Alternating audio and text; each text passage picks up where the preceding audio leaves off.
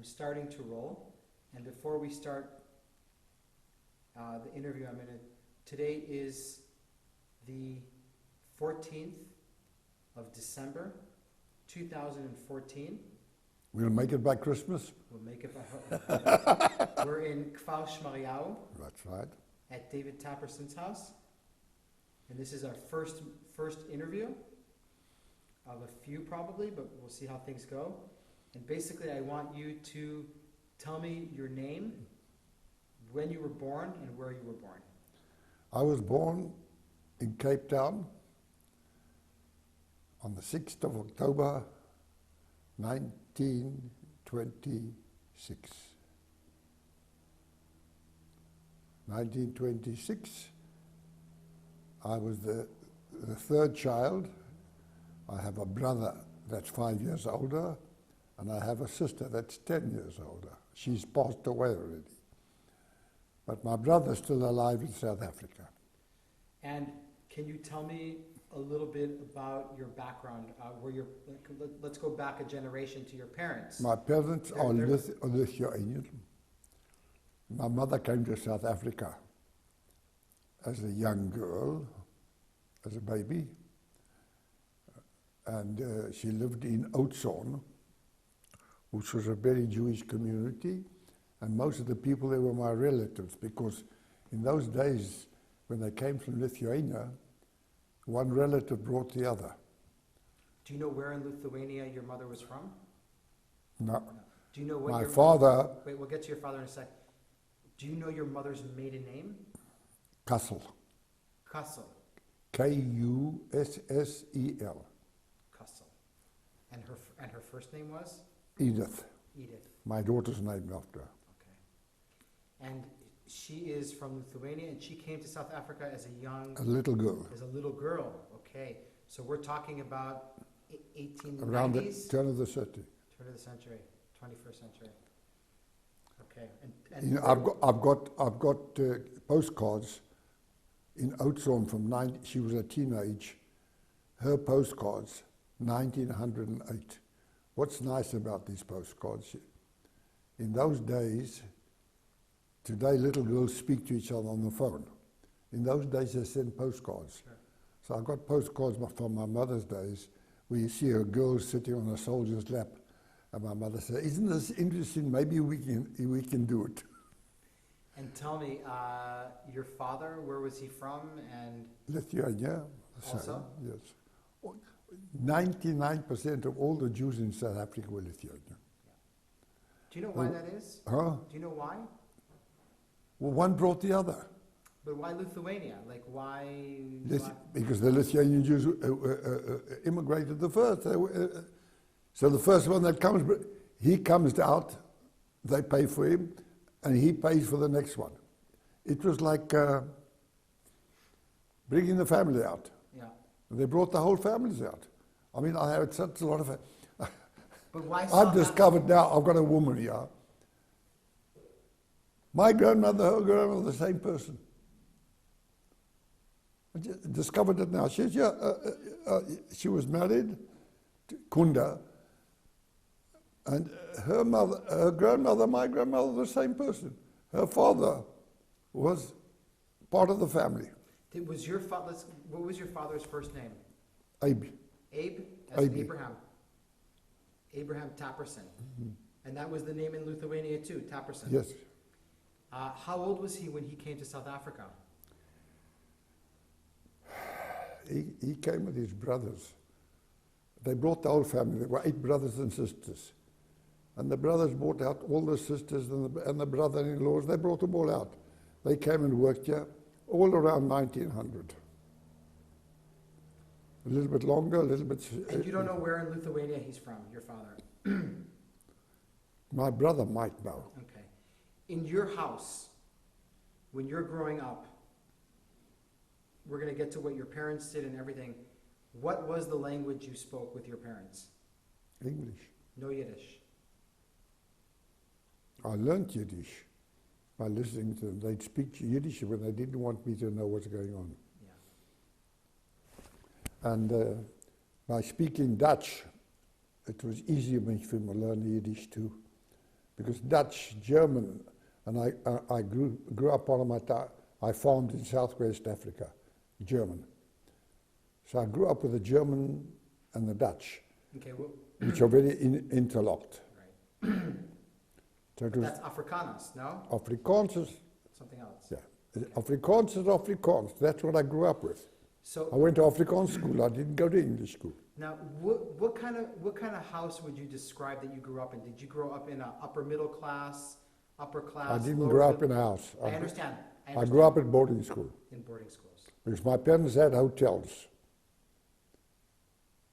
They ran hotels and they couldn't keep me there because the hotels had bars, zonot, galore, and that was their main business. Prostitutes. Their liquor was their main business. Liquor was the big business in hotels. Not the hotel, the sleeping was nothing. So your parents were both business people? My parents ran the hotels. How many hotels did they have? Well, in Johannesburg, we had one hotel. My mother and father ran it. But they But owned then we moved to the country. My mother went to Springbok and ran the Springbok Hotel, and my father went to Garrish and ran the Garrish Hotel, 100 miles difference. So we had two hotels. My father ran one. He was out of the army then. World War II he joined. Wait, World War One. World War II, he joined the gang. Okay, we're going to get to that in a sec. So you have an older sister who's 10 years older than you. You have a brother who's 5 years older than you, and you are the baby. You're the youngest. And Do I look like a baby? no, but you're the baby. Like I'm also, I'll always be the baby of my family. I'm the youngest out of 4 children. I'll always be the baby too, don't worry. Yeah, so it's something it's a title that sticks with you. So, tell me, I want to ask you. So your family is upper middle class. I don't know what upper middle class is. They're successful business people. They're not wealthy rich, but they're No, well. they're They can comfortable. send you to a boarding school. Of course. It's not They cheap. had to send me to boarding school because they couldn't keep me in the hotel. Right. It wasn't very educational. No, they sent me to my uncle afterwards. They Okay. sent me to 1900. So did you grow up with any parent figures around you at all? No parents. I grew up at boarding schools and my uncles. They sent me to my uncle's farm, which is in Vicksburg. This was going back 1900. His farm. The farm. And my one uncle was on the farm, and another uncle was in town, had a shop. I stayed with him. My mother paid to keep me out of the hotel. The hotel was full of zonot and liquor, so it was a good business, but not for children. How old are you when you are separated from your parents? From the age of 6. Okay, so let's focus on from when you were born to 6. Tell me right now, what is one of your first memories as a child?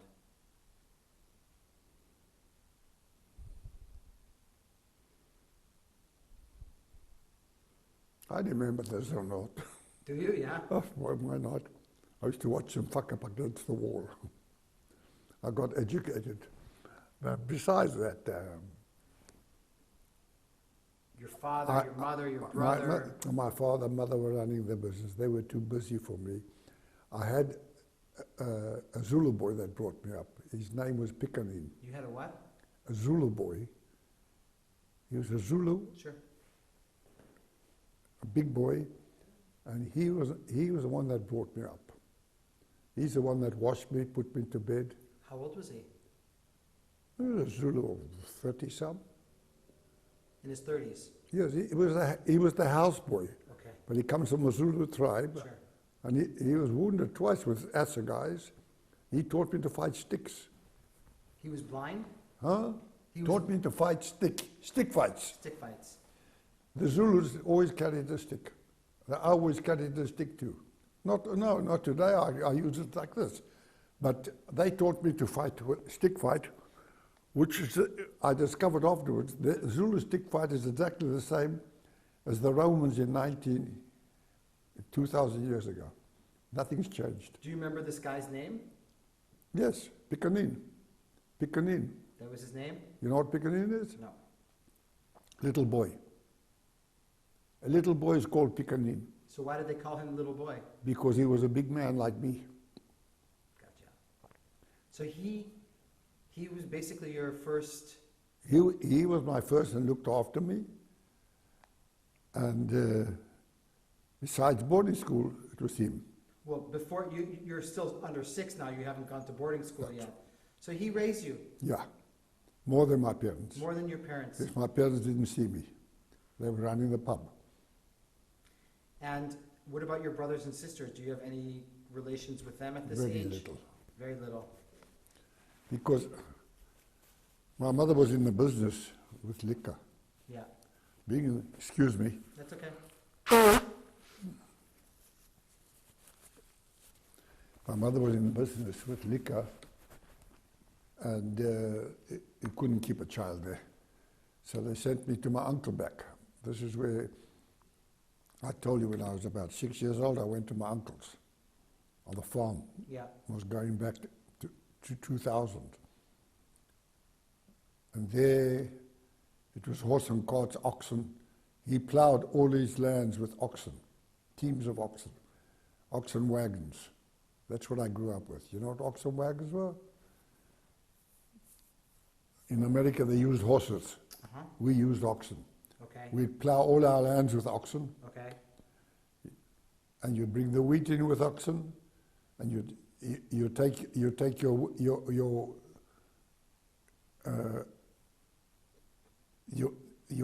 maize and your wheat that you produced, oxen cart to the siding to be shipped. Everything was oxen, and you had the little boy leading the 12 or 14 or 18 oxen. They used to plough. My uncle ploughed everything with oxen. What's with everything? Then he fattened up and sold them at meat. So he says, you never lost anything. I take a tractor, it cost me a fortune of money to keep. Oxen, return everything. Do you remember anything? I want to get to, this is still a little bit before you were sent off to boarding school. Were your brother and sister also sent off to boarding school? So your parents literally had no time for you guys. They were busy. Not out of choice, but out of duty. Business. They couldn't keep us there with a pub. Of course, yeah. It was a good business to go here to come drink. Yeah. So they sent us to boarding schools, Yeah. which in those days was perfectly normal. Yeah, of course. Absolutely. Absolutely. What is the first Jewish memory that you have? If it's a holiday or a synagogue? The holidays. My father was very proud Jew. Very what? Proud. So was my mother. No one said bloody Jew to my father. He was a fighting man. I've seen my father hit men through the door. Really? When they called my mother bloody Jewess. And he taught me when I was young, anyone calls you bloody Jew, you hit first, talk later. And he taught me to hit not like this. You throw your shoulder. He says, you're 100 kilos. You put that 100 kilos behind. If you do this, you're just pushing him.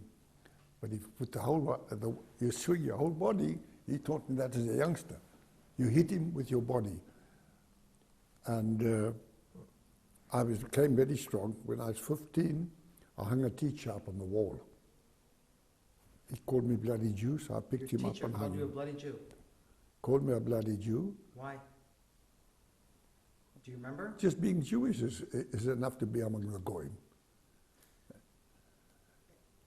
So, but do you remember holidays, Yom Kippur, Passover, Rosh Hashanah? I kept all the holidays where I could.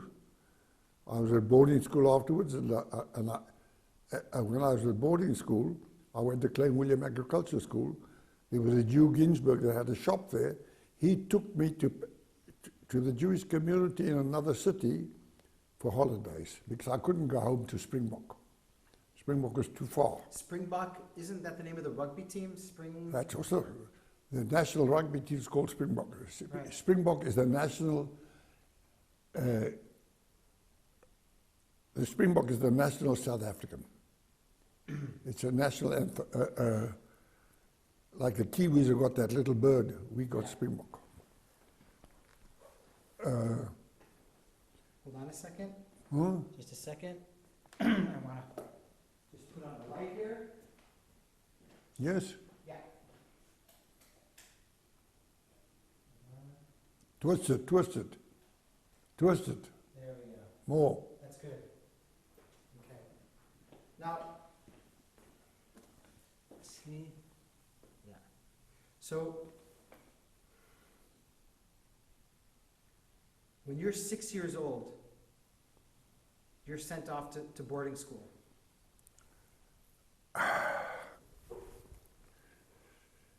I was 6 years old. I was sent to my uncle. Not to boarding school, it's the same as boarding school.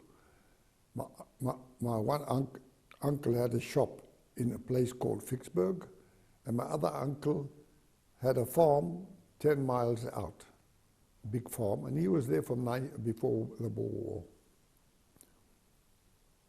And so I lived between my uncle had my one uncle had a son. Your cousin? A cousin. And we grew up together. What was his name? Georgie. Georgie? Your cousin's name is Georgie? Georgie. Tapperson. Now, Castle. He's my mother's family. This uncle was my mother's brother. Kussel. They used to say in Yiddish, Castle in English. So you're sent to your mom's brothers?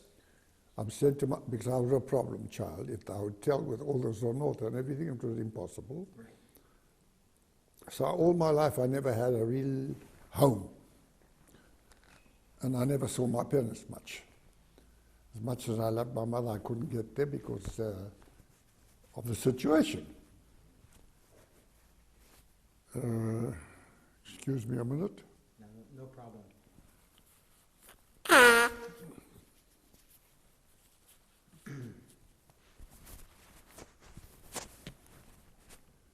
Okay, where were we? Hold on. We're talking about you're sent to your uncle's. My uncle's farm. Uh-huh. Your uncle's farm? Yeah. I had two uncles. One lived in town in Vicksburg. Now, how did the other uncle get there? He didn't have much business, so his sister, who was married to the uncle on the farm, Cohen, brought him there and fixed him up in the shop. Okay. You know, the family helped one another. Sure. So that means I had in Vicksburg two uncles. One in town that I stayed with, and the farm. And I'd go to the farm every weekend. I loved the farm. He had a big farm. And both of these uncles are from your mother's side? Both from my mother's side. Both from your mother's side. It's my mother's sister's husbands. Okay. They didn't like me in a way, because when he died, I studied farm school, he left everything to his children. He didn't want me to come in there. Your uncle? My uncle, because he thought that if he dies, my aunt would take me into the farm. Okay. And I was very happy with that because I didn't want to stay with him, the family. So you grew up without parents, basically? I grew up at... My parents lived in this hotel, so I loved my mother, but I never could get there. Yeah. As I said to you, the Zulu boy Piccanin was more of a parent to me than my parents. I loved him. And I'll never forget when I came back to Israel, from Israel, and I was a soldier already, and I met Piccanin, and he didn't know how to take me and I hugged him, and the black man didn't feel he could hug a white boy. And he cried. I mean, he loved me very much because he brought me up. To me, he was everything. Wow. He had thick African lips, and I remember one of the big things I had to teach him is to whistle. He couldn't whistle, so I used to hold his lips together as a kid when he used to bath me and I get him to whistle. That's one of the things I taught him to whistle. And also with your brother and sister, you don't see them a lot either. Never saw them. So They you- were at you boarding really- school, you we were really- at boarding school. You really grew up alone. Like, I grew up alone. Yeah. How did that shape you? That alone, like that. That shaped me beautifully. Why? It made me independent, made me decide. Everything I decided. I went to agriculture school not because my parents sent me. I registered, I did everything myself. So when you leave home at 6, the hotels, you go to your aunt and uncles, who's one of them's in a city and one's on a farm. That's right. During the week, you're in the city studying at school. That's right. It's a boarding school, right? No, I lived with my uncles, With so I your went to uncle. school. And you went to school. And then on the weekends, you went to the other uncle on That's the right. farm. That's right. And you love the farm. That's where is that where your first connection with nature starts? Yeah, that's right. With the land, with the soil, with the vast, Now, what part of South Africa is this? Like, what area is this in? Pittsburgh, Where is on it? the border of Botswana. On the border of Not Botswana. Botswana, Zululand. Zululand. Zululand, Bazuta, Bazutu. Bazutu. Don't call them Zulus. Okay, I won't. Bazutu, Bazutu. Bazutaland. Bazutaland was an African country in the middle. Now, at your uncles and aunts, when you're living with them, you're celebrating Rosh Hashanah, you know that you're Jewish, you know your Jewish identity, or it's being revealed to you. Is that correct? Yes, we're very nationalistic Jewish family. Give me an example. What can I give you? Holidays, I'm Zionism. Jewish. Do you know what's happening? My father taught me, no one called me bloody Jew, be Right. proud of being Jewish. Right. That's it. Right. And it stayed with the family. When is the first time that you realize that people don't like Jews?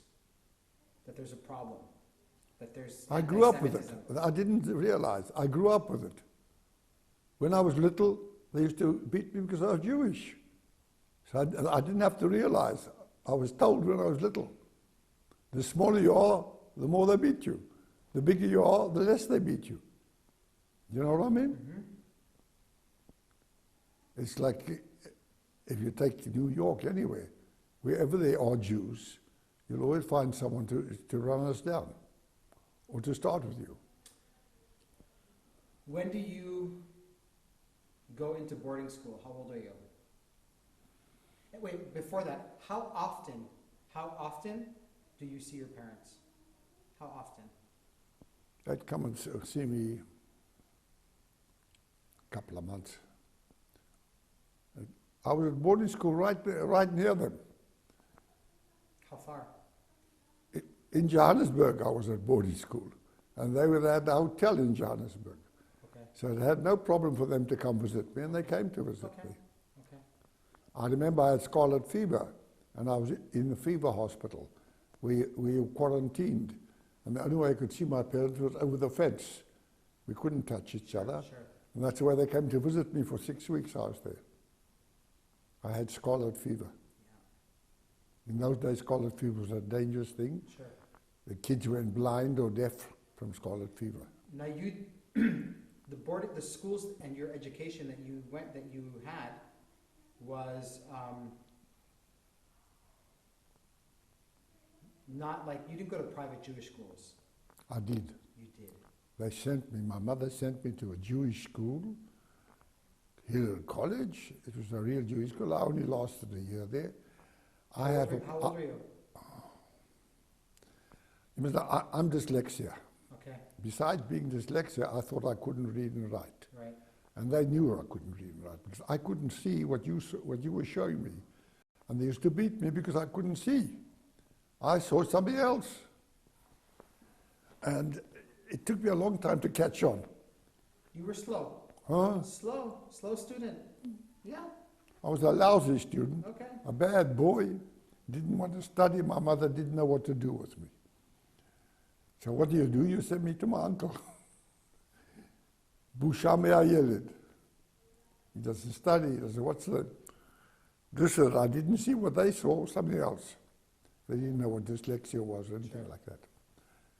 So I had a problem as a child, but touch wood, it made me stand on my own 2 legs.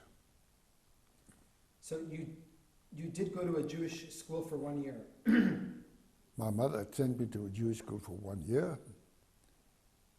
It was Colonel Levinson. He was a rabbi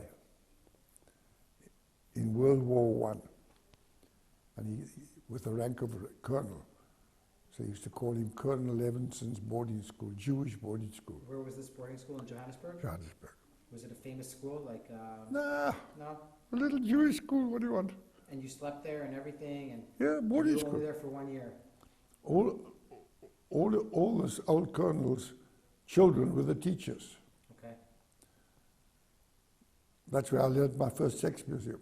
On Shabbos, we were right next to the zoo. His son would take us to the zoo to watch the monkeys fuck, and he knew when they were fucking. He knew who's on heat. He would check before there. The son of the rabbi? The son of the rabbi. And that's how you learned about sex?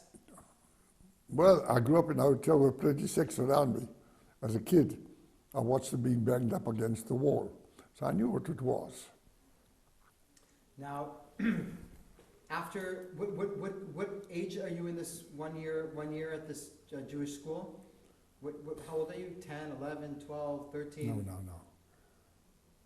8, 9, I don't remember. Okay. Big, significant part in every Jewish boy's life is his bar mitzvah. Never had one. Why? Because of my dyslexia. I was a bad boy, I couldn't read and write. So how do you study? To a boy they didn't know I was dyslexia. Didn't know I had a problem. But I was a bad boy, so my mother bought me a watch when I turned bar mitzvah. That's the only thing I had for bar mitzvah. I never had a bar mitzvah. I'm scared to say it today, because otherwise the rabbi would come here and ask me for $10,000 to make me a bar mitzvah. Don't you know they look for that? God forbid you just say that you didn't have a bar mitzvah. I'll have 20 rabbis come here to make me a bar mitzvah. And you never wanted to have a bar mitzvah? Even if I wanted, I didn't even think of it in those days. Look, I was on my own. I never had much parents. You never had much what? Parents. I didn't have love from parents. I didn't have parents. They were busy in the hotel business. So I was all on my own. I grew up on my own, and that helped make me. But didn't you know that you were supposed to have a bar mitzvah at 13? You didn't know that? I knew it, but it didn't interest me, because firstly, it was difficult for me to learn. Sure. Difficult me to learn out, and they wanted me to learn and to read all the things I didn't like. Lo bishvili. Lo bish- oh. Right? Mila nachon, lo bishvili. Lo bishvili. I can understand that. You want some water? I'm good, my friend. Thank you. So no bar mitzvah. And at this time, you're 13. How old are you when you first hear the word Palestine? How old are you? I don't know. Palestine, to my family and all the Jewish families, the Jews in South Africa were first Jews, then South Africans. The Jews in America were first Americans, and then Jews. And South Africa, we were so pro-Jewish. Palestine didn't even exist then. I mean, to my mind, I didn't know what Palestine was. But everyone around me belonged to the Tnuah, Akshara, Shvut, and all that type of thing. So that's the only thing. I joined Timorim in South Africa. What's Timorim? Timorim is a kibbutz, is a moshavia that exists today. It was a garin that was formed in South Africa to find a moshavia, to build a moshavia. Okay, so it's called Timorim. Timorim. And where is it located in Israel? On the coast near Atlit. Near Atlit, okay. And this is a moshav that was started out, the Hachshara started out in South Africa. Were you a part of that Hachshara or no? I was, they brought me in because I was a farmer. Okay. They okay. wanted me to teach the boys. Okay. So I was part, but I left them as soon as I came here, and I went to the Palmach. Okay, we're gonna get to all that in a bit. In your teens, okay, when you're in your teens in South Africa, there is, when you're 12 years old, 13 years old, 14 years old, there's riots going on here in Palestine. Do you guys hear about these riots? Do you hear about anything that's happening in Palestine with the British mandate? You read in the papers. Okay, but nothing like significant. You don't remember like the Arab revolt in 1936, 37, 38, 39. You don't remember. Okay, that's fine. I'm going to ask you another question. Where are you when World War II breaks out? You're, in South Africa. yeah. My brother-in-law joined the army. Your brother-in-law? In-law. Your brother? My brother-in-law in 1939 joined, he belonged to a Scots regiment, and in 39 I remember the way he marched down the street in the uniform and kilts. Why did they march the street? And to recruit men to the army, to World War II, they marched down the street and the people followed them in and joined the army. That's how thousands joined the army. They followed the kilts. My brother-in-law was in the army right through the war. His brother was his two brothers were taken prisoners of war by the Germans in Africa. So I was connected that way. But you were, of course, too young to fight. Of course. Yes, of course, too young to fight. Do you remember wartime in South Africa? Like, was there rationing? Was there... I don't remember. I grew up in a small town. In the small town, we didn't have any of that. Maybe in the big cities it happened. In my little village now. No. We had the Dutch, the pro-German. Tell me about that. Were they Nazis? Were they fascists? They were so anti-British they were Nazis. They were so anti-British? You must know what the Germans did to us, the British did to the Dutch. In South Africa? People don't know it, but it's true. You know what they used to do? Take blankets with typhoid and things like that and give it to the refugees. Thousands of them died from these different diseases. And the main reason it was passed through the blankets that they gave these refugees, they took the women off the farms and put them into concentration camps. The word concentration camp comes from the Boer War. Thousands of Dutch women died. This is a true story. But the British never talk about it. They killed more than the Germans ever killed. They didn't like the Dutch. The Dutch didn't like them. Dutch, German. Because South Africa was Dutch. And the British conquered them. Occupied the whole of Cape. Wasn't it Dutch, German, or just Dutch? Dutch. Nothing to do with German. Afrikaans.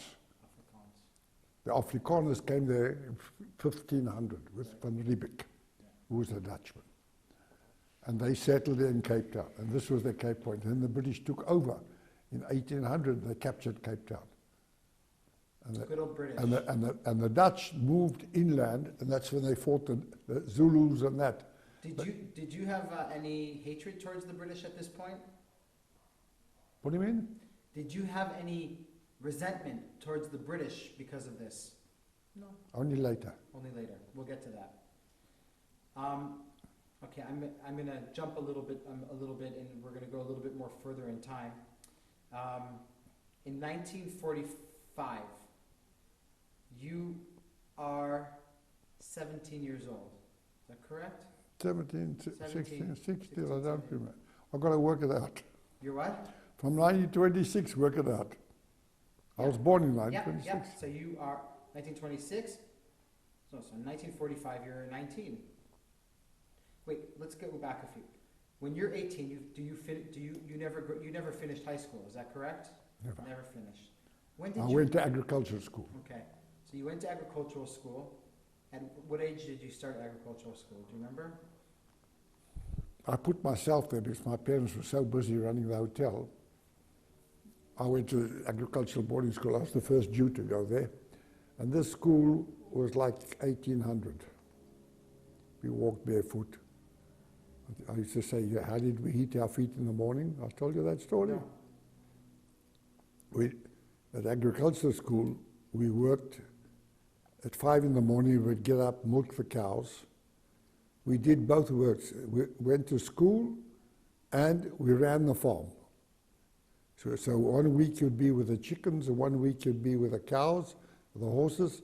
And this is the way they taught you agriculture with different animals. And how did we heat our feet? The cows would get up and we'd bring them in to milk at 5 o'clock in the morning, and we were barefoot, all of us. We didn't have shoes. And as soon as the cow shut, we'd run and put our feet into it. Heat your feet up.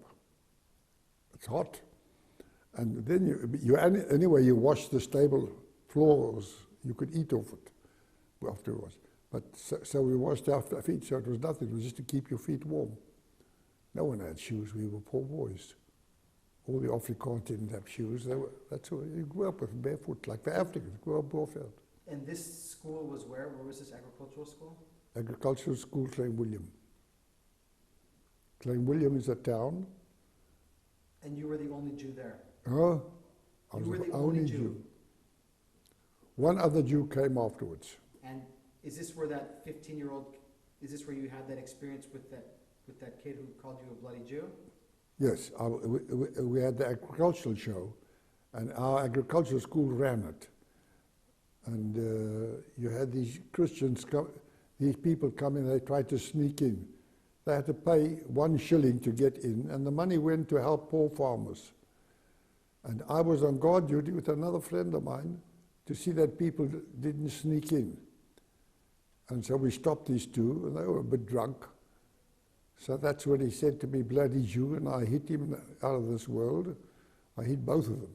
I knocked them out, and that's when they called me the mad Jew. What did they call you? They called me the mad Jew, don't touch him. The mad Jew, like crazy mad? He said, listen, I was big, I was 15, I knocked the hell out of both of them. They called me bloody Jew. So they were a bit drunk. So that was your nickname? Huh? Was that a nickname that you had? No. They called you the mad Jew. Was it No, like a nickname? no. Only then they called me mad Jew because of the way I hit them. But only that never stayed. Those things didn't stay with me. Did you have any other anti-Semitic issues in school or in that period? When I was younger, Yeah. I had anti-Semitic. They used to corner me, but I'd always fight back. My father taught me that. Right. He hits, you hit. And you know what happens? They leave you alone. If you don't fight back, they tackle you every time they see you.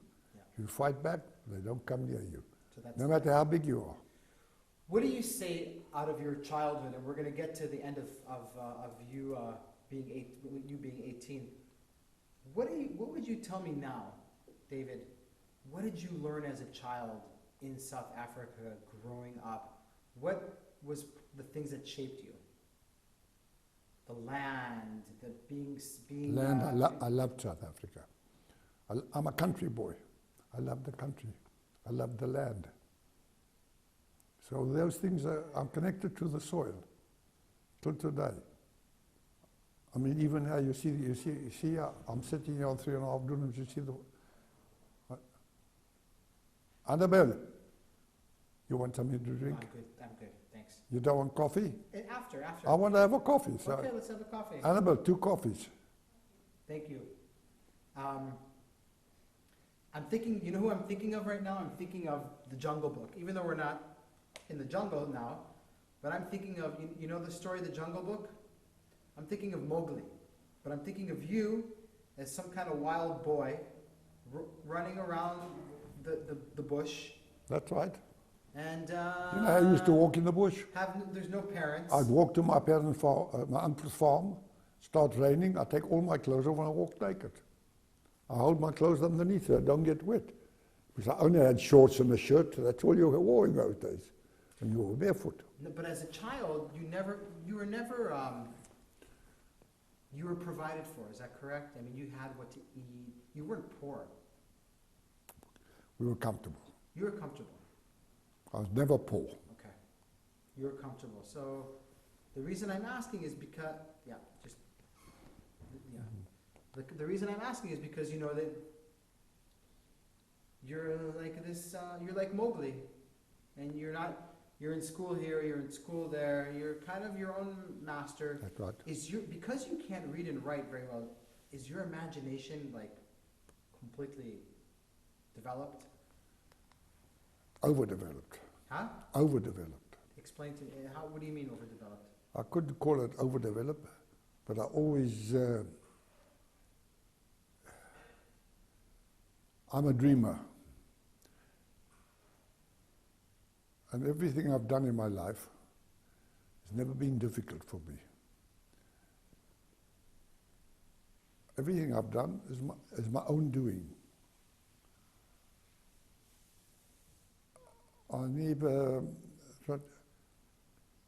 I took things as they came, put it that way.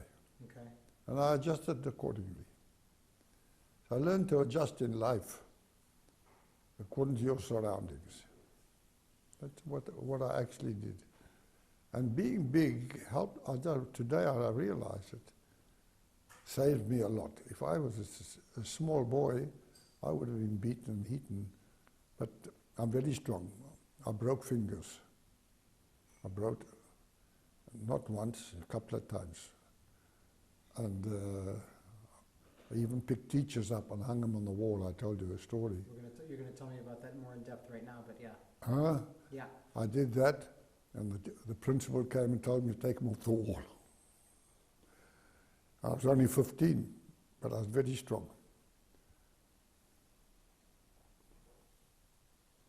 Tell me the story about you hanging up the teacher. What happened?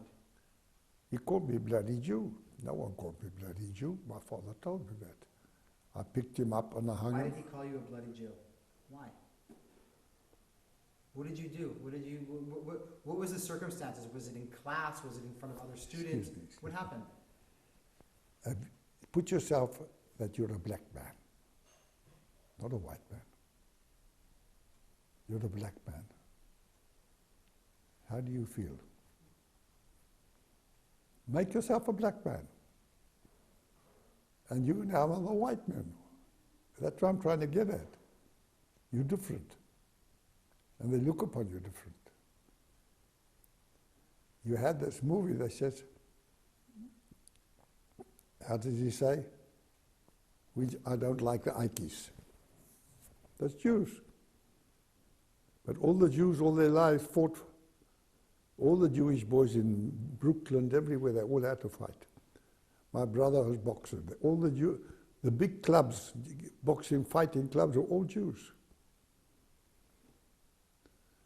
All our kids learn to fight and box and to defend yourself, especially in South Africa. Do you remember that? Was that some sort of changing? What did you do to this teacher? What happened? He called me bloody Jew. No one called me bloody Jew. My father taught me that. And what did you do to him? I picked him up and I hung him on a hook. On his jacket. Did you hit him? His whole jacket, I pushed up onto the hook and he was hanging on his jacket. He was like this. Look, I'm big. Yeah. I'm 6'6". I'm 15, 16, but I'm the same height. So that helped me. Did you get in trouble? Huh? Did you get punished? Excuse me. The principal is not going to punish me because he called me bloody Jew, not I. And you know, the Jews in small places were very comfortable. They all had money. and they could command respect, if you know what I mean. Yeah. That's the rich Jew, because the Goy doesn't look like that. We were all the rich Jews. Why come all the Jews had money and the Goyim didn't? They'd drink it out. And especially Afrikaners, who were very low income, That's poor right. farmers. That's right. That's right. So they envied you. They didn't only envy us, they admired us. Firstly, you were proud of being Jewish. They made you proud. And the Afrikaner was a simple man. He was white, but there was no difference between him and the colored. They were all the same. He drank. The Alcohol, Afrikaners alcohol, drink a alcohol, lot? all of them. They were The shit. Goyim, where did you grow up? Where did you grow up? Detroit. Who drank there? Who kept the bars alive? The Goyim. The miners. How many Jews went to work in the mines? Not one. Because they could all read and write, they all had bar mitzvah. My father told me that. He said, why do you think the Jews succeeded everywhere and everyone's jealous of them? Every Jew had a bar mitzvah. And he came from a family that could read and write. The Goyim grew up with his mother and father, they couldn't read and write. They had to go to the priest to write a letter. They had to go to the priest to decipher a letter. The whole mentality was different. When you hung this teacher up on the hook,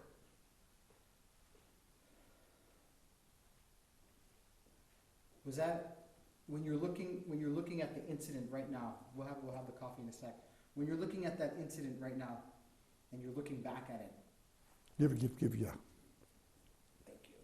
Thank you very Give him much. his coffee. I'll take it. Thank you. I'm good. When you're looking at that moment, now. Annabelle, bring something to Nash. For him too. You want a sandwich? No, soon. When you're looking at that moment, when you took that teacher and put him up on the thing, and how, because that was just a hint of what you were going to be in your life, you know? My father taught me, no one calls us bloody Jew. Be proud of being Jewish, and I'm very proud of being Jewish. And being big helped me. Oh, what did you bring? Oh, open it. They're open here. Oh, he gives me even. Yeah. The tavan.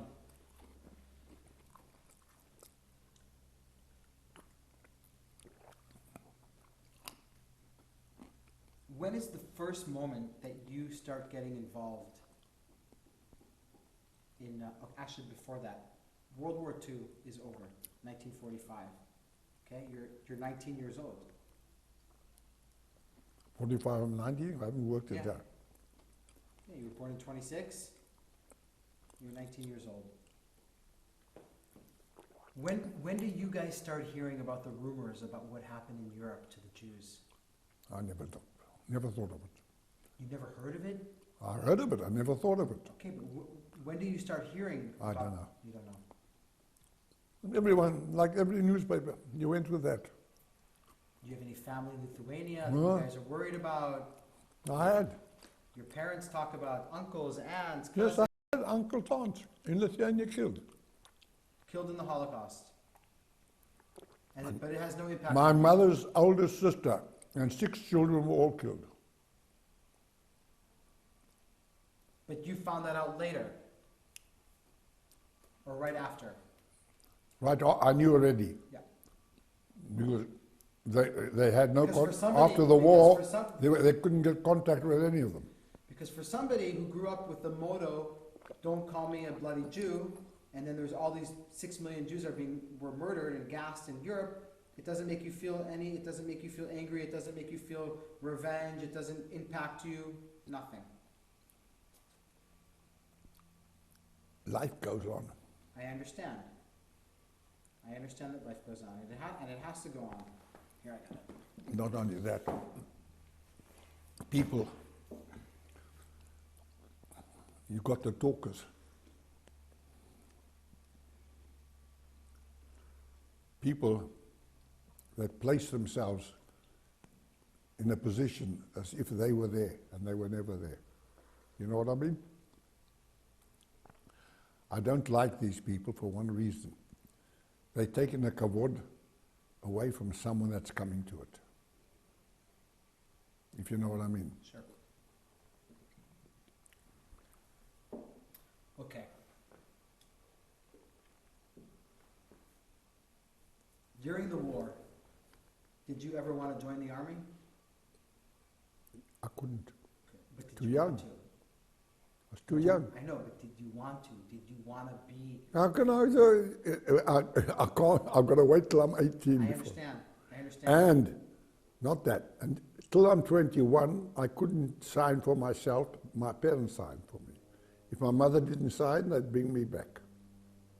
Why is that? In South Africa, the law said 21 years old, your parents have got to sign for you to go to the army. You couldn't at 18 go. So basically, until you're 21, you're under the subject of your parents.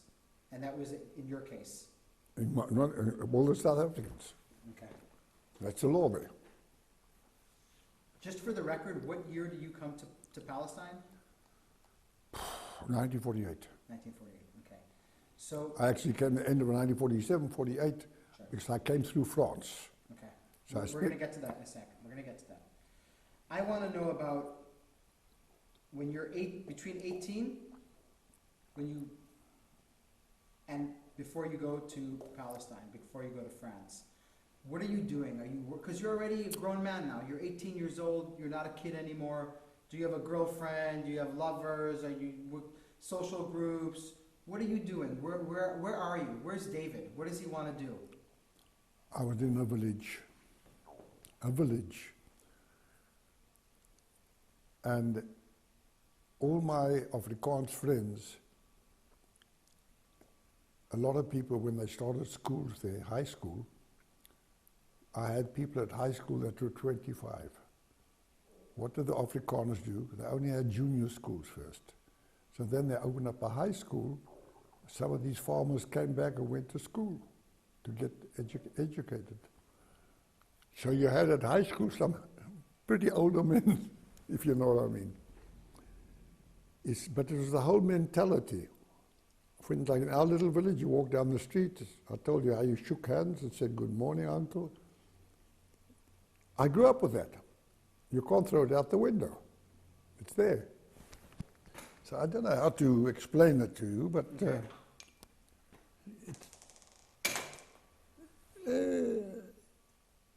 I didn't even think of it. This is natural. You do what's coming. That was life. When you're 18, where are you living? Where's your residence? You said the small village?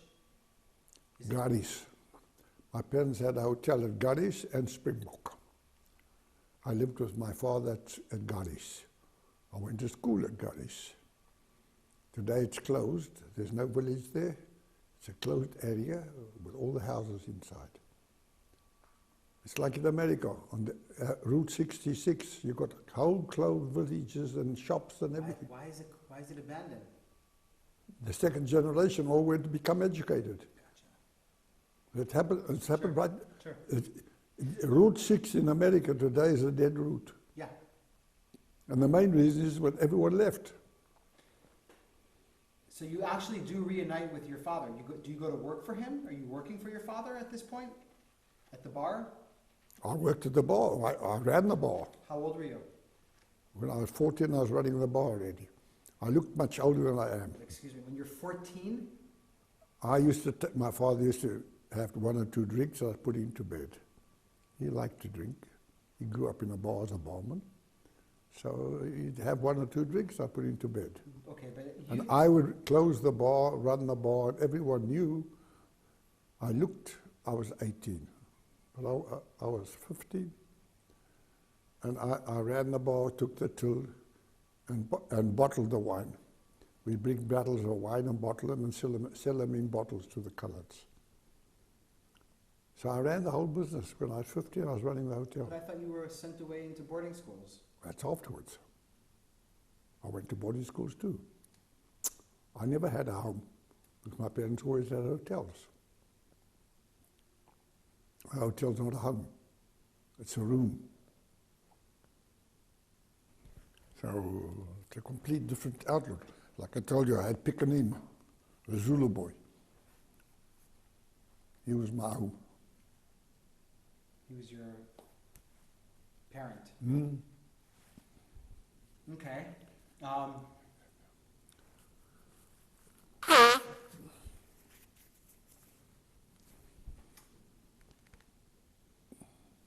It is, so until 21, now, I want to go to the age of like 18, 19.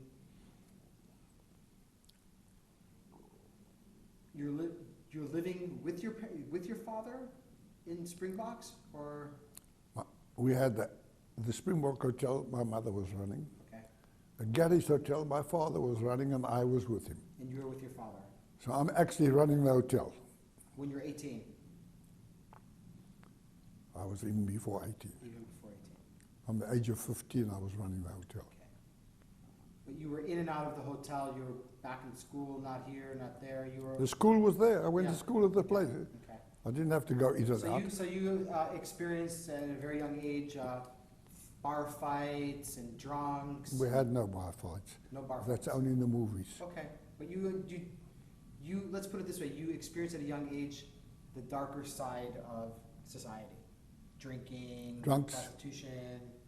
Prostitution. Yeah. It was a saloon. Yes, when when I went to hospital, all the nurses came to look at me. Why? They'd never seen a circumcised man. So I was a good. They all came to see me.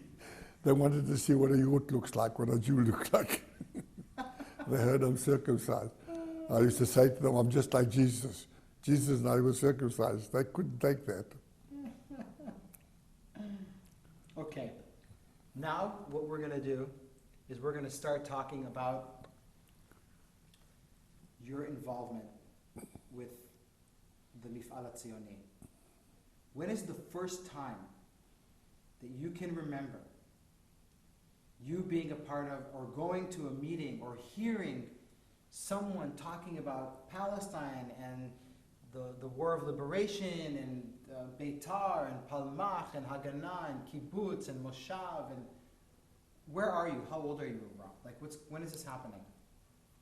They had Timurim. You know what Timurim is? No. Timurim is today a moshav in Israel. They had a garin out of Johannesburg. They formed from Zionist Jews. I knew nothing about them. And the Zionist Federation took me and wanted me to teach them farming, because I was a farmer already. I farmed in Africa. And I went to farm school. I was the only Jew that went to farm school. So yeah, you got an educated farm boy, and the Zionist Federation caught me and sent me to Israel. I was Sent you to Israel? to Palestine. They sent you to Palestine? Yes. So Why did they send me? They had the Garinim, you know, the groups. They were all city people that wanted to be. So they first sent me in Johannesburg to their little farms there. Okay, let's get to that first. How did the Federation find you? How do they know about you? I went and registered with them. I'm a farm boy. Oh, they caught me with two hands when they heard it. I had more privileges than veterans in the war, because there was such a shortage of people that farmed. Jews were checkbook farmers. You know what checkbook farmers are? He runs a farm with a checkbook. He knows nothing about farming. It's a business. And I was a farmer. But how did the Jewish Federation in South Africa, how do they find you? Where do they find you? I registered with them that I want to go. Why? Because the war was going on here, and I read about it, and I said, I want to go to Israel. That's why. I was pro-Jewish, very understand. pro-Jewish. But you don't, you're, what I'm trying to figure out is where does the coin drop? Iphon Ofela Simon, when you say, I want to go to Israel, what happens? I'm trying to figure out what is your calling moment. I can't tell you that. All I can tell you is, by growing up the way I grew up with the Goyim and the things, I was very pro-Jewish. Okay. I'm very proud of being Jewish, like my father taught me. And being big, touch wood, I didn't have a problem. I didn't have a problem with the Goyim. I was too big for them, if you know what I mean. So that's the actual background of it. Okay. On that background, I built my whole life. So you joined this Garin called, is that the name of the Garin? It's called Timorim. What does Timorim mean? Timorim is a moshav in Israel Does it today. mean anything, the word though? Timorim? I don't know what it means. Okay. So you joined this group that are Jews from Johannesburg. The Zionist Federation The sent Zionist- me to this group because they Because you caught, have the agricultural experience and they because don't. I was a farmer. Right. Now, And they were so pleased with me. so what year is it around? Do you know? What year are we talking about? 47. 47?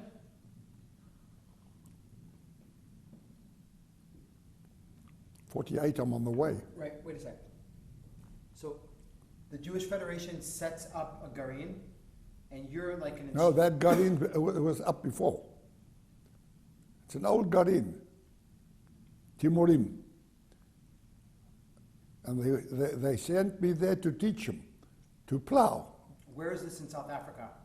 They had a farm outside Johannesburg, I don't remember where. But they sent me to teach them farming because they were so city people. They didn't know, I mean, the girls came down to work with red nails and blue nails and lipstick and what's them. I said, that's not... And I was in charge of the gun. It was very... I wasn't a city boy. I grew up with the Afrikaans girls in the country. And yet I had all these Jewish princesses. Was this the first time you were exposed to different kind of Jews, like city Jews who don't like... No, I was exposed all my life. Okay. I never took a difference. Now, are these people younger than you or are they the same age? I don't remember. I'm around the same age, imagine. Nearly everyone was. You had older people too that came with a gun in. You had people that are 5, 6 years older than me. It depends who they were, which Garin they belonged to. You had the Zionist organizations were organized. But Zionist organization, was it, I don't know, so I'm asking you. Was Zionist organization in South Africa affiliated with Etzel, Beitar, or was it affiliated more with like Mapai? Haganah, Mapai, Huh? I don't know. I never involved myself in politics. Okay. I'm just asking. So you're with this Garin in South Africa. You're teaching them how to work the land, How to plow how with to a jeep. plow, and you know that you're going to Palestine with them. Is that correct? That's the plan. Not with them, I'm going to Palestine. Nothing to do with them. David, I still don't understand what makes you decide that you want to go to Palestine. I grew up very pro-Jewish. And I kept reading about Etzel and Lechi and what's them. And You who? read the papers, you want to go. Firstly, I was young. I was good with a gun. I'm a country boy. And I felt perfectly at home in the army.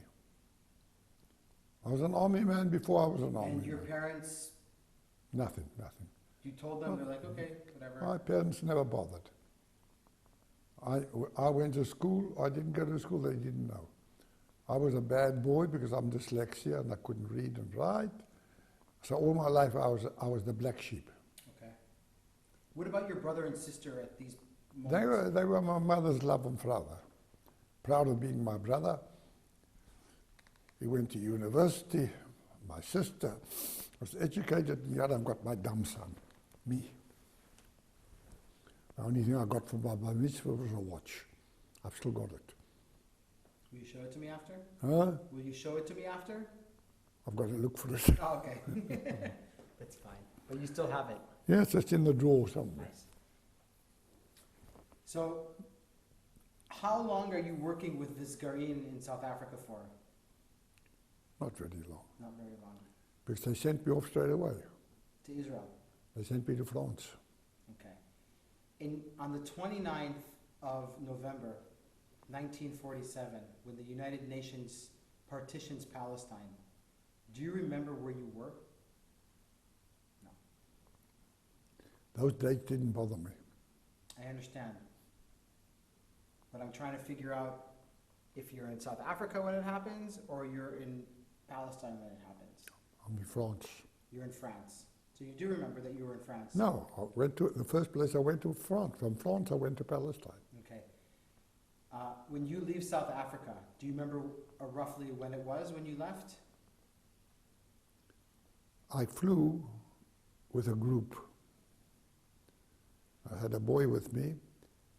I went through Cairo as Dutch Reformed Church because I spoke better Dutch than English. Okay. So who did you fly with to Cairo? No, when I flew, the British checked us at Cairo, and I claimed to be Dutch Reformed Church because I spoke Dutch better than English. And I'll never forget the Egyptian said, what's Dutch Reformed? And the Englishman next to me says, that's an Afrikaner. Can't you see he's too big to be Jewish? So my size helped me. I couldn't be Jewish, I'm too big. So that's how I went through, and I traveled on the plane, and I sat next to a man. He said, Hal, he was the head of the airline. We got no Jewish competition in that, and he ran down the Jews. Oei, wees meer. And I kept saying in Afrikaans, yes, the bloody Jews, the bloody Jews. Did you fly it with a group of people who were going to Palestine, or you just flew on a commercial flight? No, I flew with a group, with a small group that were going to Palestine. Okay. Take two, so you don't have to get up again. So you who sponsored your trip? Zionist Federation. They sent me very quickly because I'm a farmer, and they used me. In those days, being a farmer like I was, and I really farmed in South Africa, put me at the top of the list. I was even top before army people, because they had the Moshavim and the Garinim. They needed, and how many Jews in the world were farmers? And all those that came from the city with their painted nails and lipstick, and they couldn't go make them work on the farm. So they sent me as top priority, the Federation. So you fly from South Africa to France. Where do you land in France? Where are you? Paris. Paris. Paris. For how long? I remember Paris. We took ourselves we took the taxi service used to take a couple of people. You call a taxi, he wouldn't only take you, he'd fill the taxi up. That's all the system. And I'll never forget, I got in the taxi with my friend, Maraiין, and the people asked me where I'm from. I said, from South Africa, this, that, and we're students going on a trip. That was the orders we had. I'll never forget two Englishmen, they were Jews. Two who? Two Englishmen who traveled with us, then you traveled 4 or 5 in the taxi. The taxi filled himself up. There was shortage of taxis. So I get in the taxi. I'll never forget, when they got out of the taxi, they said, give our love to Palestine. Because all the newspapers were writing about the volunteers coming from all over the world to fight in Palestine. How did they know you were volunteers? They didn't know. They took it automatically. I said, I'm a student coming towards them. So they said, that's a student. Coming to where? To Paris? I came to Paris. Yeah. When I got in, we took a taxi together. the group taxi. So the two men there were Jews, and they said, give our love to Palestine. I said, what do you mean Palestine? I'm going to Israel. He said, don't tell us. Because the papers were full of volunteers coming. Tell me, who gave you these orders? The Zionist Federation? Yeah. Now, do you have... Philip Zuckerman Who? sent me. Who? Philip Zuckerman, he was head of... Philip Zuckerman, he died here. He's from the Zionist Federation. His daughter lives here. Philip took me and I was sent hush-hush because of my agricultural background, Right. more than anything else. How long are you in Paris for? Do you remember? We went, that's when I took a prostitute. We had a whole do there. We had one bloke that never had a woman.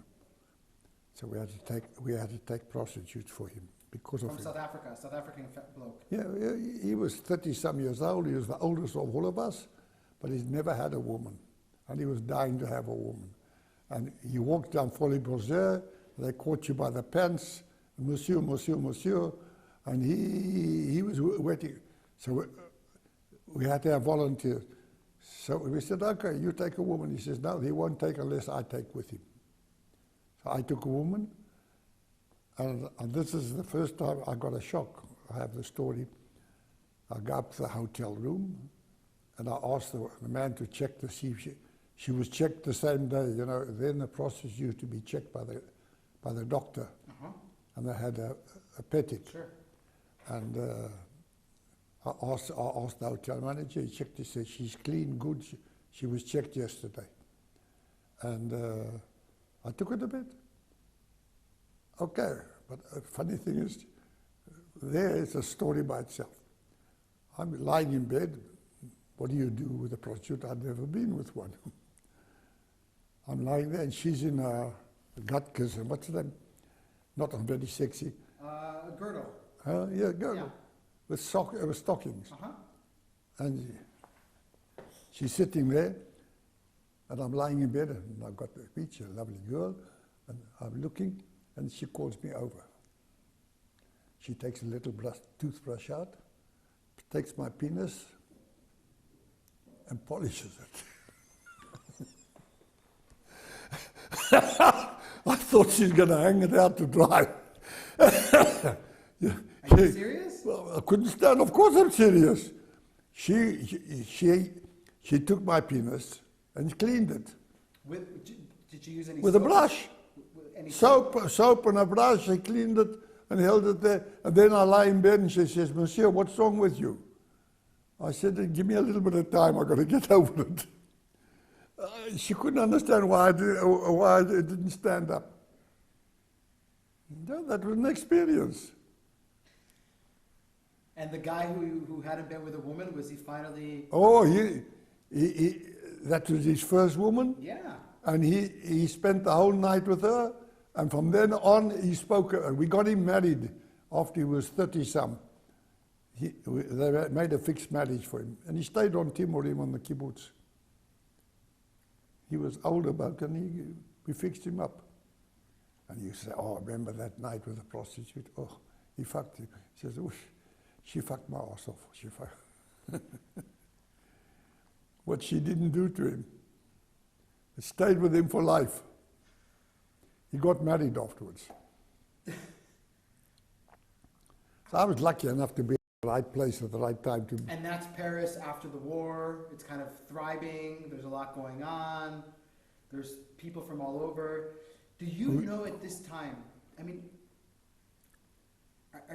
when you're in Paris, we're going to get to your journey to Palestine, I'm sure you guys go by boat. But do you know what's happening there? That there's, what year and month are we right now when you're in Paris? Do you remember? Do you remember the date that you arrived in Palestine? Yes, What's the I'll date? tell you in a minute. I'll give you the date in a minute. Okay, think about it. It's fine. I arrived in Paris. When I arrived in Paris, Or Palestine. Palestine, I came on the illegal ship Teti. We're going to get that. Do you remember the date though? Teti was doing shuttle service between France and Palestine. Shuttle service. That means they'd fill the place up with new immigrants, take them to Palestine, come back empty, fill it up again. I slept on the deck with a whole bunch of other youngsters. Wait a sec, okay? Do you remember, so you made your way from Paris down to Marseille or something, or? That's right. Right, down to Marseille? I took the train to Marseille. Mm-hmm. But how long were you in France altogether? A week, 2 weeks, 3 weeks? I think about 2-3 weeks. 2-3 weeks. Are you getting any news about what's happening in Palestine? Are you guys being briefed? What we read in the papers. Nothing significant. No, Did anything significant? we did one thing. Okay. In Marseille, we trained in the mountains. Tell me about that. Tell me about that. The Haganah, the Palmachnikim, this is where I met my first Palmachnikim. They took us, they had a Sten gun there, they taught us, and we did exercise. Paul, how to take up positions, fighting positions, and stuff like that. Like infantry maneuvers. That's right. Maneuvers working, and how you take up fighting positions and stuff like that. And they showed us the Sten gun, and we took it to pieces and put it together again, and took it to pieces and put it together. And this is the first time that you're dealing with Haganah people, that you actually see a Sabra. They speak Haganah. funny, they're... They're all Haganah. Did that They were Palmachnikim. Yeah. This is where I got involved with the Palmach. This is what? This is how I got involved with the Palmach. They were What was your impression of them? all my people around me were Palmachnikim. My forget afterwards, Motogul my Menkaf. There in the Palmach. Barlev was my battalion commander afterwards in the Palmach, because I ran away to the Palmach. I joined the Palmach and we fought with the Palmach, Chayota Negev. I joined Chayota Negev. Okay, we're going to definitely get to that. But so when you're in Marseille, they take you up to the mountains. How many people are you in your group? 10, 20? No, I don't remember. Oh, they kept changing us, kept getting other people coming, more people coming back. And are you meeting? And are you meeting other volunteers? I from did different guard countries? duty on people that were spies for the British, a Romanian. Excuse me? The British installed spies with the Aliyabet. Why? They were trying to catch who was supporting the British Embassy. Want to know who's supporting who. They would use these people as spies. Who? What kind of people? New immigrants from Romania, from this. And they'd pay them money to do it. And we caught them. And I guarded one of them. I want you to, I've never heard anything like this. I want you to stop for a second. I want you to think. No I need people. to write something down, okay?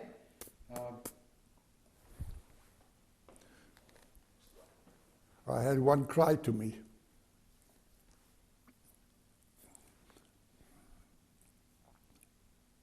So the spies were Jews. They were Holocaust survivors. They were Holocaust survivors, and the British paid the money to get information. Okay, tell me about it. Well, Haganah used to catch him. I did guard duty on one, and he cried to me. In Marseille. In Marseille. He cried to me, he said, I'm a good Jew, what's the matter? I didn't, but I needed the money, that's why I took the money from the British. He spied for them. To say when the Haganah ships were leaving, when the Haganah was doing, that's what, because, I mean, everything went through Marseille, including me. And I guarded one of these people. I don't know what happened to him afterwards, but I think that he probably disappeared because you couldn't be in a marechet like that without continuing. What they do, let him free, so give him information again. So you think they killed him? Huh? I don't know. He disappeared. I guarded him for a while, then he disappeared. Don't know what they did with him. Where was he from? Do you remember? Huh? Do you remember where he was from? No. But he was a Jewish survivor who the British managed to pay him, and he gave information about Aliyah Bet. That's what they said. I'm only going what other people told me. You didn't catch him though. They caught him. The Haganah people there caught him, and I guarded him. you guarded him. How did that make you feel? I never felt anything. Spy is spy. What should I feel? Because he's Jewish?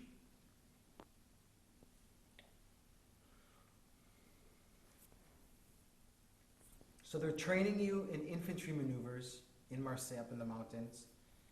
And they're basically getting you ready. Now you know that when you land in Palestine, you're going to Timorim. Is that correct? You know that you're going to go there once you land there, or you don't know? I was registered with them, but I told them I wouldn't go there. I'm going to the army. I'm an army man. I grew You've up never with a been gun. in the army. I grew up with a gun. I grew up in the field hunting. So that's why I'm an army man more than army men that are army men. I had a lot more army in me than anything else. Because I grew up with a gun in Africa, hunting from the age of 10, so I kind of felt quite at home. So the boat that you leave on is called? Teti.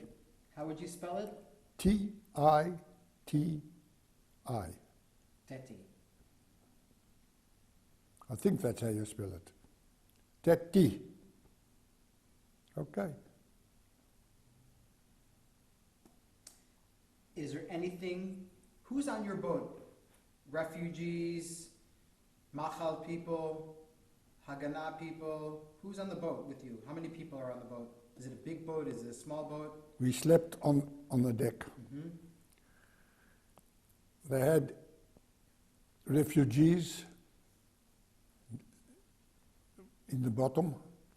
We slept as the youngsters on the cover of the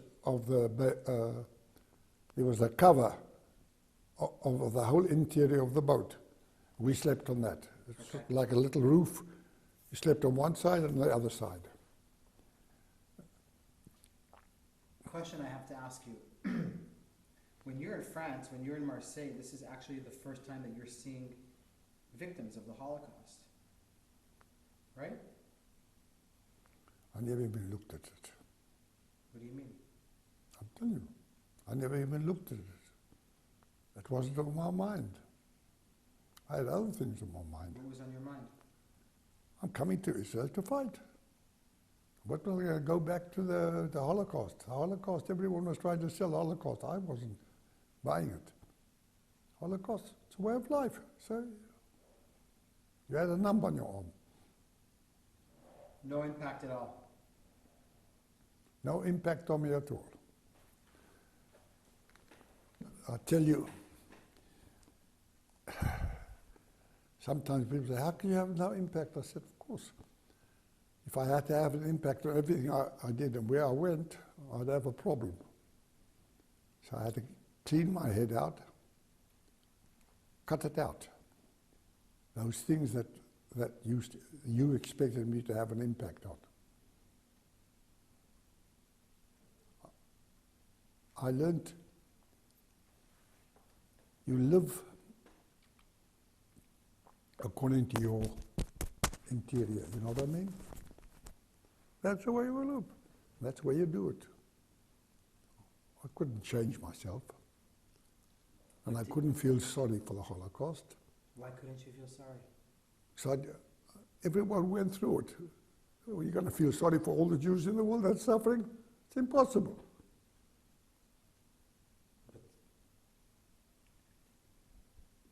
You know, you see little kids, parents, old people that... How much have you suffered from that? Well, I never saw it. Oh, toda rabah. I never saw it either. Well, you saw the refugees. So what?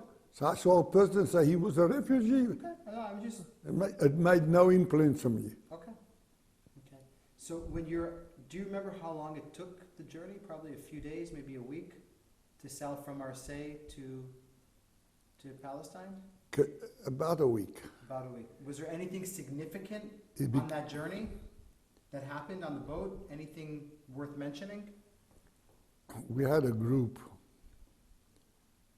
of Finnish Jews. Of who? Finnish. From Finland. From Finland. I didn't even know there were Jews in Finland. And they came with German uniforms because they fought in the Finnish army with the Germans. And this whole Finnish group, there was one girl and 7, 8 boys, Jews that fought with German uniform, that fought in the German army against the Russians. And they were a good bunch of kids. They weren't kids, they were older than me, the Finnish Jews. And I've got a carpet hanging there that they made me, I'll never forget. They retired, in Ranana, where is he living? And he made me a carpet, one of them. This is the Finnish Machal. How many people were in the Finnish Machal? The ones that I knew were 11. 2 girls and 9 boys. And they were all fought in the German army. Well, the Finnish and the Germans were allies. That's right. But they were all soldiers in the Finnish army. Yeah. But they weren't allies out of ideology. They were allies out of they had the same. They fought Russia. The Russians, yeah. Russia. Yeah. Yeah. Wow, that's interesting. They were interesting people, and they were good people. Do you remember the date that you arrived in Palestine from Marseille? I'm trying to think. When was the State of Israel declared? On the 15th of May? On the 15th of May, 1948. I arrived before that. I know.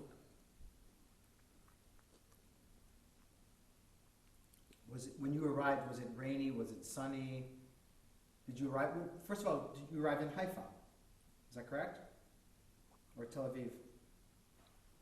Outside Tel Aviv. Outside Tel Aviv? We had the Altalina then too, afterwards. You saw the Altalina? Afterwards. Oh, after?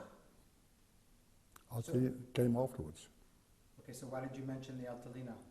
Because I wanted to tell you that in Tel Aviv we had the Altalina on the beach. It stood there. Wait a second.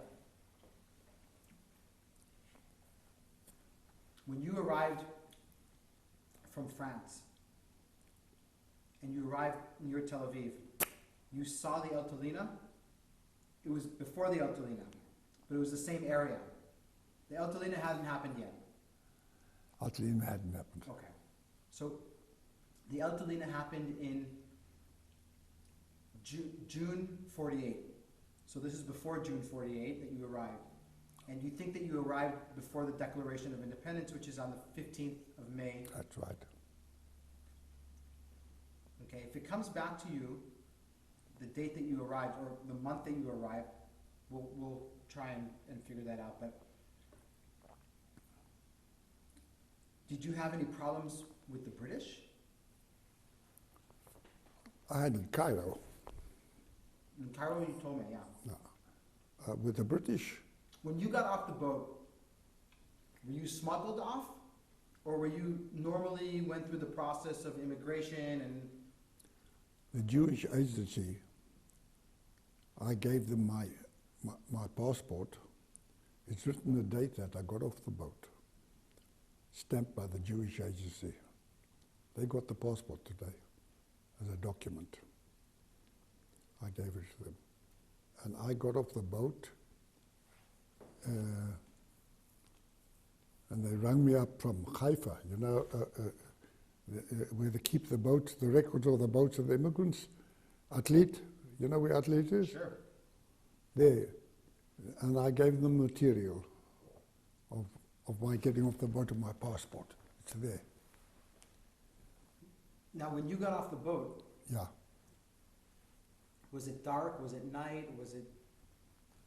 You don't remember?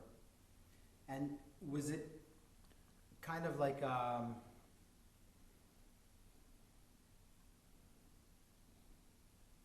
were you smuggled off? Or did you guys... Was it kind of like public knowledge? Like, here we are, we're getting off, here's the port, we have to go through customs, we have to go through this? Or was it get off the boat and let's get in and like secrecy? Tell you the truth, I don't remember. Okay. That's fine. So easy to make up a story. Of course, we don't want to make up stories. What is your first memory in Israel, in Palestine? Where do you go? Like, you get in Tel Aviv, where do you go? Who takes you? Where do you sleep? I went to the Palmach. So I joined the Palmach, Chayot HaNegev. We were cut off in the Negev. I had friends there, so I joined them. And we went down to the Negev. We were cut off in the Negev. And that became the Chayot HaNegev. And I was with a Jeep commander group. They built my commander group up with 10 Jeeps. Motogor, you know who that was? Motogor is one of my men. And we were 10 Jeeps, and we used to make raids behind the enemy lines. I was a driver and a gunner. I wasn't a Memkaf yet. And besides the people that were with me, we had a couple of officers, including Barlev was my battalion commander. Motogul was my lieutenant. And we raided the Egyptian bases, which were fixed bases, typical British. We used to raid them and run. So you used to go behind enemy lines? Yes. Hit and run? That's right. Okay. We did that a lot. Okay, so we're going to get to that in a sec. I want to go chronologically. So you arrive in Israel, in Palestine. Mm-hmm. The war's happening, it's gone. So you probably arrived sometime after the 29th of November, 47. Maybe you arrived at the beginning of 48, something like that. Mm-hmm. We'll try and figure that out. But as I read in your Machal test thing, Excuse me. no problem. So when you arrive to Israel, you don't remember if it's Palestine or if it's Israel, but we don't really know the date. You never make it to the Moshav. You don't go to the Moshav. You go to fight immediately.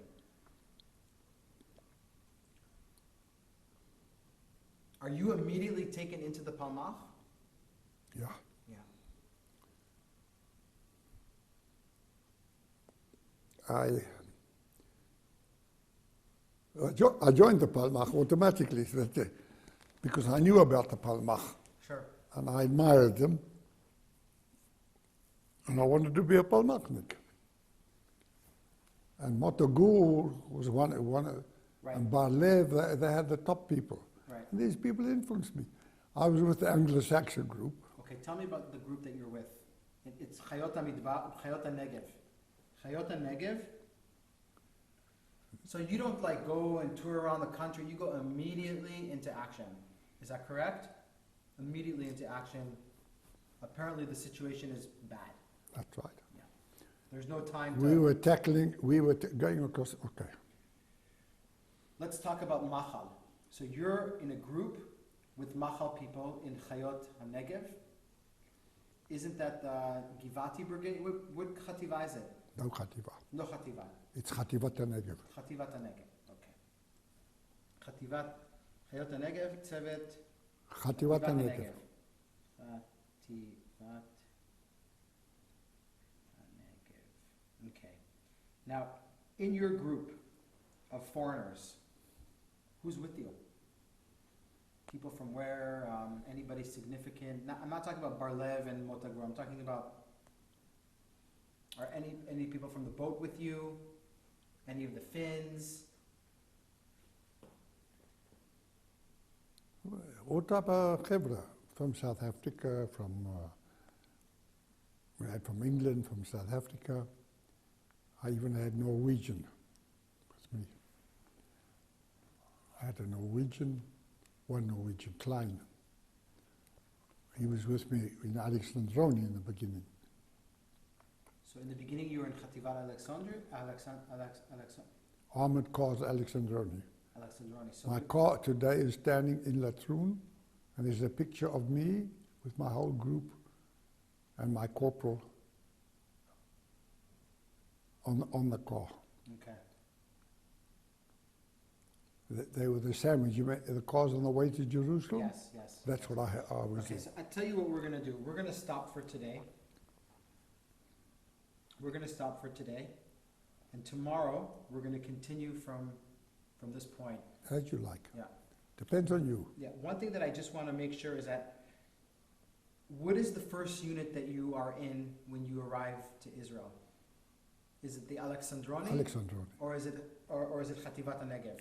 Alexandroni. So first you're in the Alexandroni, and then I ran away to Khativat Negev to my friends. you ran away. Is there a story behind that of you running away, or just? You get up and you go, and you're in Khativat Negev. But why did you leave the Alexandroni? Because I had more friends in Khativat Negev than Alexandroni. And not only that, Alexandroni wasn't an action unit. I was looking for action. So that's why I ran away to Khativat Negev.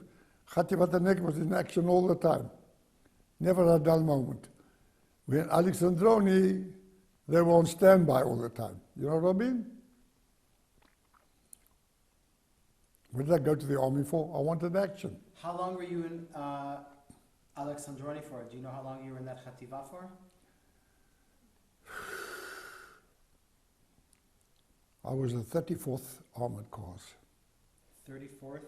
Armored Cars. In Alexandroni? Yeah, Alexandroni. I ran away from that and joined the Chayot Negev. So was Chayot Negev kind of like, were they notorious?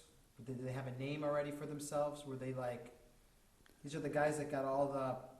You saw the guys that all had beards, but they were real fighting men. And the Chayot Negev, you looked at them, you could see they looked like Chayot.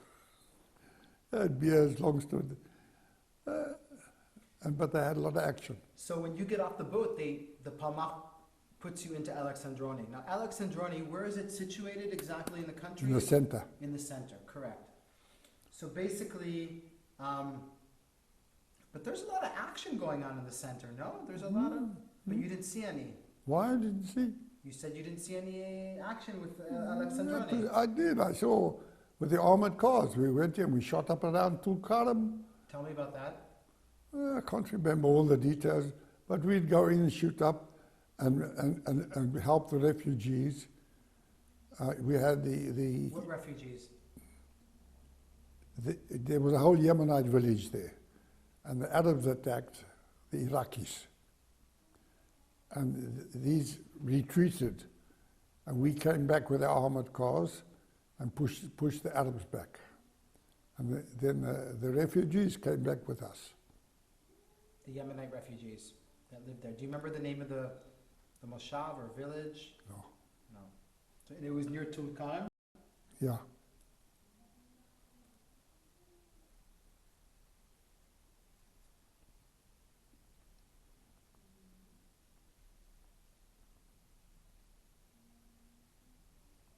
Was it a battle or was it just a scrummage? Depends who you're talking to. Who you're talking to? Was it a For few? one person's a battle, the other's a skirmish. Okay.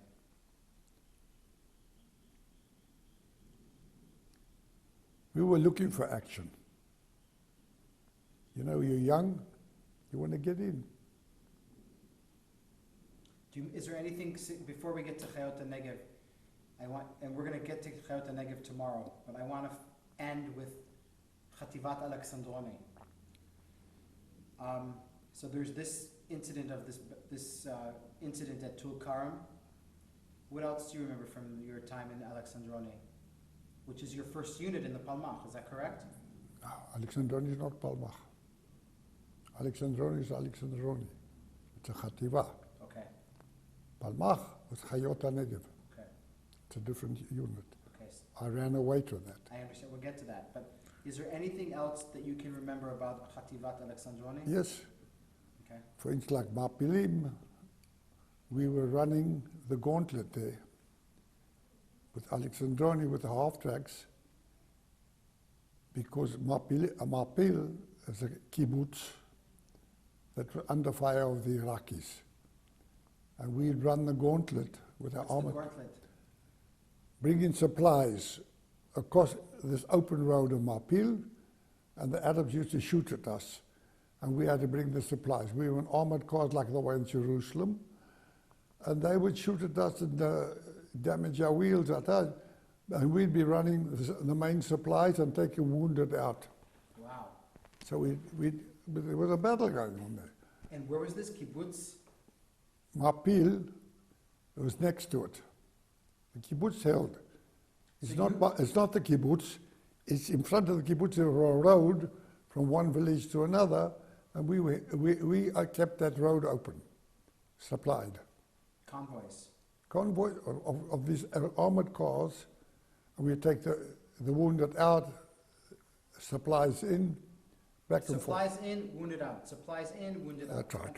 For how long? Do you remember? Oh, a couple of days, couple of months? A couple of weeks. Couple of weeks. That, yeah. And you were bringing supplies to where? To the unit that was inside. Inside where? Near Tulkarm. Okay. No, I can't tell you exactly the place. Near Tulkarm, we were there. We had different positions. All my life, also in the 73 war, I was bringing supplies in from along the Suez Canal. There I can tell you the Suez Canal, and I can tell you where I was. Here I can't tell you.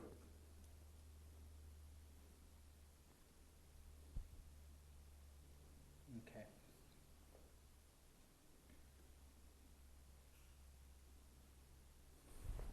Anything else you remember from Alexandroni?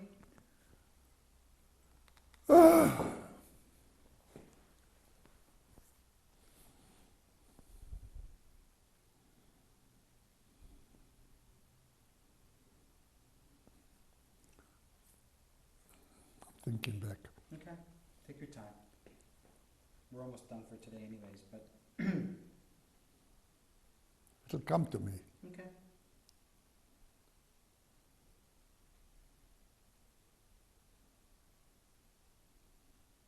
Let me just go, Annabelle! I need a cup of coffee. You want one? I'm good. I want a cup of coffee, please. Okay, so we're gonna stop for today. Okay. We're gonna stop for today. You come tomorrow? Of course I'm gonna come tomorrow. What time? Hold on, let me just do something You here. tell me what